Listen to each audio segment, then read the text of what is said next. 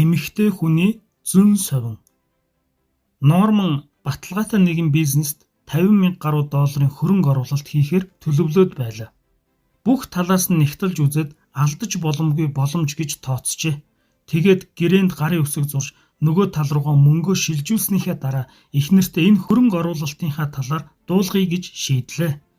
Энэ тухай хэдэн зүйлийг сонсонгууд л эхнэрт нь энэ ажлын талаар тун тайван бус таагүй мэдрэмж төржээ. Таагүй дургүй хүлээж авч байгааг нь Норман мэдээд эхнэртээ бухимдаж яагаад тэгж байгааг нь асуув. Ухаанаараа шууд тайлбарлаад хэлчихээр шалтгаан байхгүй байсан болохоор эхнэр нь юм хэлж чадсангүй. Гэхдээ нэг л юм болохгүй байна гэдгийг мэдрээд байгаагаа хэлв.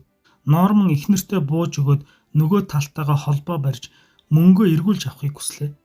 Мөнгийг нь эргүүлж өгөхдөө нөгөө хүн нь чи ёстой галзуурсан байхаа гэж байлаа.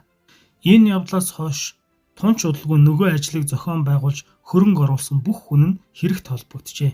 Ийхүү эхнэрийнхэн зөн совин 50,000 долларыг нь төдийгүй өөрийг нь шоронд орох аюулаас аварчээ. Тэгвэл эмэгтэй хүний зөн совин гэж яг юу юм бэ? Энэ бол ямар нэг учир битүүлэг далд өвдөс бишээ. Стэнфордын сургуулийн тарих мэдрэл ба сэтгэл зүйн холбоог судлаач эрдэмтэн Мак Генис Трибран нарын удирдсан эрдэм шинжилгээний багийн хийсэн судалгаагаар бол эмэгтэй хүмүүс далд ухамсарт өгөгдсөн мэдээллийг эрэгтэй хүнээс илүү хурдан үнэн зөв барьж авч чаддаг байна. Энэхүү зөн совин нь далд ухамсарын үйл ажиллагаанд тулгуурладаг болохоор яагаад өөрт нь тийм мэдрэмж төрж байгаа талаараа ихэнх эмэгтэйчүүд тодорхой тайлбарлаж чаддаггүй байна. Тэд тухайн нөхцөл байдал хүний талаар ямар нэг зүйлийг л мэдэрч ямар нэг байдлаар ойлгодог байна. Харин эрчүүд нөхцөл байдал хүмүүсийн логик ойлголтод тулгуурлан хүлээж авах хандлагатай байдаг. Эрэгтэй эмэгтэй хүмүүс сайн ойлголцохын тулд онцгой хүчин чармаалт гарган өөрсдийн ялгааны талаар мэдэж авах хэрэгтэй хэд хэдэн шалтгааныг та харлаа.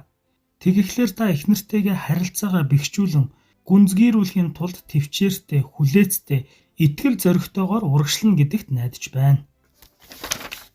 Эхнэртэйгээ хайрын харилцааг бий болгох хүчин чармаалт гаргаснараа таал хожно гэдгийг санагтун. Хандаа зөв хандах болгондоо л би ялан дийлдэг гэдгийг эхнэр минь надад хэдэнтэй дурдж байсан. Чин сэтгэлийн хайр халамжаа түүндээ зориулахад миний төлөө илүү ихийг хийх хүсэл эрмэлзэл түүнд минь төрж миний хүсэл хэрэгцээг дуртайгаа биелүүлэхэд чармайдаг. Гэхдээ үүнийг би гол зорилгоо болгож байгаагүй. Харин миний хамгийн гол зорилго бол Библиэд бичигсний дагуу амьдралын хэцүү бэрхийг ч тулж шагналаач хүртэх явдал байсаар ирсэн. Миний хувьд энэ бол Бурхныг таньж мэдэж хайрал, мөн бусад хүмүүсийг таньж мэдэж хайрал. Матай 22-ын 36-аас 40-д гэсэн эзэн Христийн хамгийн агуу хоёр тушаалыг дагах явдал юм аа.